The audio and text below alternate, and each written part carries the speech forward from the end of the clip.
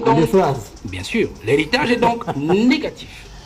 L'héritage est négatif parce que le premier mauvais héritage qu'il nous laisse, c'est l'héritage de l'ingratitude et de l'égoïsme.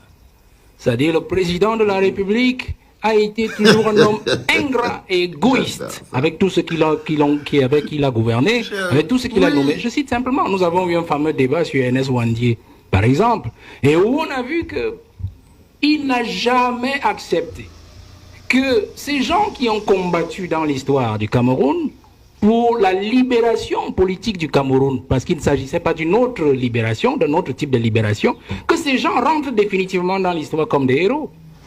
Parce que la loi d'habilitation qu'il, lui, le signe, il promulgue en 1991, n'est qu'une loi d'habilitation, c'est-à-dire qu'il fait partie, ces gens-là, des étapes de maquisards à des citoyens normaux. Mais pourtant, c'était des héros qui devaient être consacrés et reconnus par la nation. Héros. Et on va citer comme ça, parce que quand je dis ingratitude, même envers son propre père Ahidjo. Parce que quand vous regardez un monsieur que Ahidjo a adopté Paul Biya depuis 62, l'a confié à Iteki Mboumoua, l'a récupéré en 68, secrétaire général, bien avant ça, c'était directeur de son cabinet. Et puis en 75, premier ministre, et il lui donne le pouvoir en 82. Vous ne pouvez pas condamner, quel que soit ce qui a pu arriver, votre parent par 2 fois par contumace. Après le premier coup d'État manqué, la tentative de coup d'État d'août 1983, condamné par contumace à Ahidjo. Et puis après le coup d'État manqué de 1984, le 6 avril, condamné encore par contumace. Alors là, on voit, et il l'a mis encore dans un même décret de promulgation de la loi d'habilitation, il a mis Ahidjo, il a mis Ouandié et tous les autres. Vous voyez?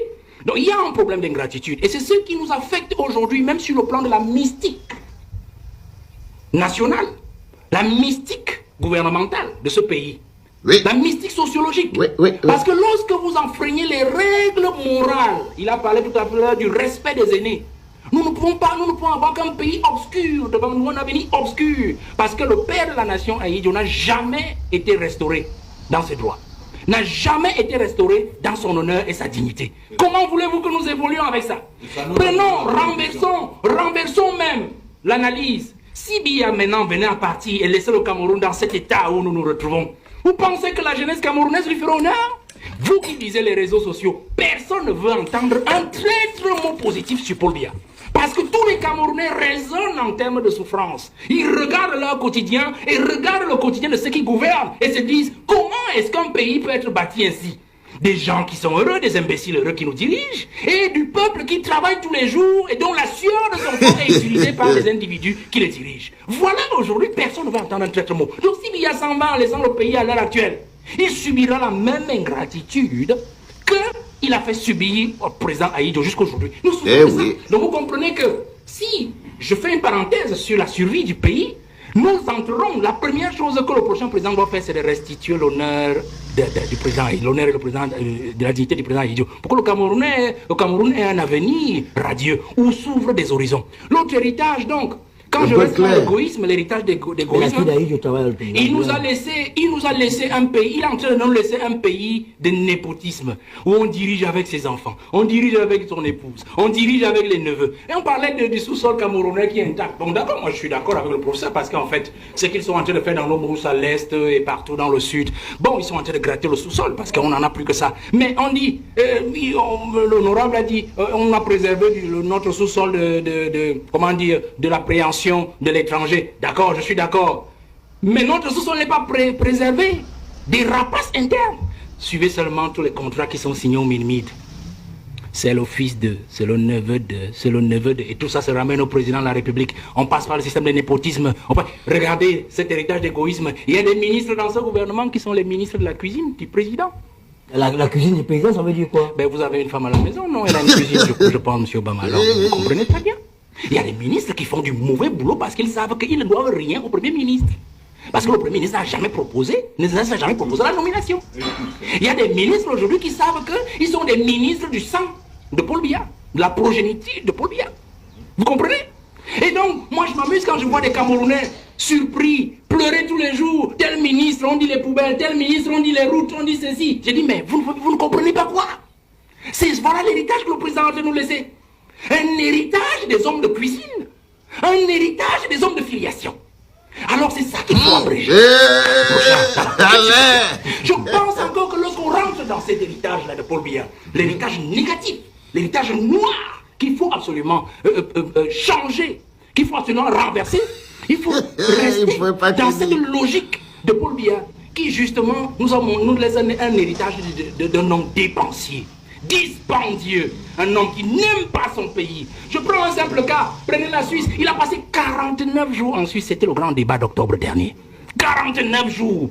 Je me souviens en 2012, il y avait des études des journalistes qui montraient que l'année 2012, le président avait mis pratiquement plus de 250 jours à l'extérieur, à l'hôtel intercontinental. On se pose la question.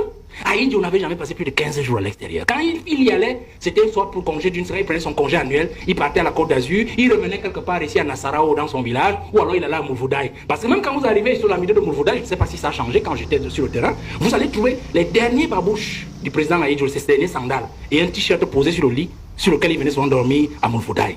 C'était une habitude sur le président Aïdjo. Quand il n'allait pas en Gaoundéré à Tigné, par exemple, parce qu'il avait son cheptel de ce côté. Mais le président nous a habitués à un président qui dépense l'argent de l'État dans des choses qui n'en valent pas la peine. Vous comprenez? Voilà l'héritage que le président a nous laisser. Et c'est cela qui fait l'image du pays, monsieur Obama. L'image de la jeunesse. Parce que les enfants aujourd'hui ne peuvent que copier ce qu'ils voient et ils pensent que c'est une bonne chose. C'est cela qu'il faut abréger dès 2025 cette année, pour que les jeunes comprennent que la vie que Paul Biya nous a montré sur le plan individuel, sa façon de diriger avec ces gens-là qui pompent les impôts des États, ce n'est pas une vie, ce n'est pas comme cela qu'on dirige un pays. Il faut que les jeunes comprennent que nous devons nous rassurer, nous rasséréner pour 2025 et nous dire Biya doit partir. S'il ne nous aide pas déjà à nous débarrasser de 80% de la race des individus avec lesquels il travaille depuis 43 ans, nous devons le faire partir lui-même parce qu'en partant, il va avec eux. Il va avec eux. On aura libéré au moins le plancher. Et nous allons nous débrouiller après lui. Bonjour les enfants. Ça c'est un masterclass. Le masterclass, il ne pouvait pas rester sans envoyer à Ernest Obama une petite suspension. Tu vois que tu es un petit mécréant, Ernest Obama. Tu ne peux pas contrôler la parole. Tu ne peux même pas bien faire le métier qui est le tien, celui du propagandiste. Là, j'ai appris que après cette émission-ci, là, tu as pris 1 mois de suspension. Mais évidemment, c'est une petite tape sur les doigts, vu que la télé appartient au RDPC et qu'ils ont besoin de toi. Et t'ont seulement rappelé que si tu invites encore quelqu'un qui vient parler comme Valère Bensala, là, on va te fouetter seulement. Hein? 1 mois de suspension, c'est rien, parce que ce n'est pas pour toi la télévision. La télévision est pour le RDPC.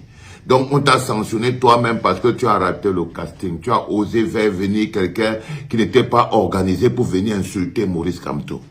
Si jamais tout ce que le gars là disait là, on enlevait le nom de Paul Biya, on mettait Maurice Kamto, on allait te donner une médaille, Obama.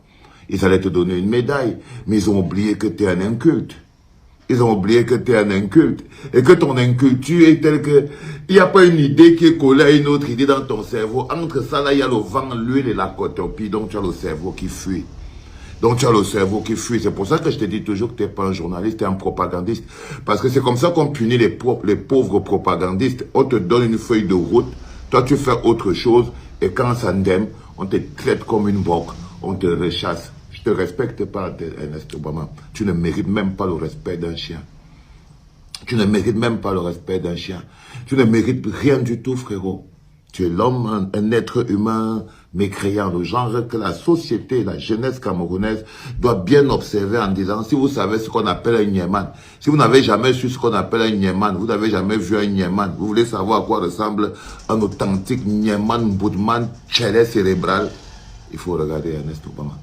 Boudman, Nieman, et c'est aussi un tchélé cérébral. Quand il n'est pas tchélé dans son corps même. Ah, ça, c'est les gars font des bisous, ils font de l'amour, du massage, du rectal et tout ça, Nieman. Point barre.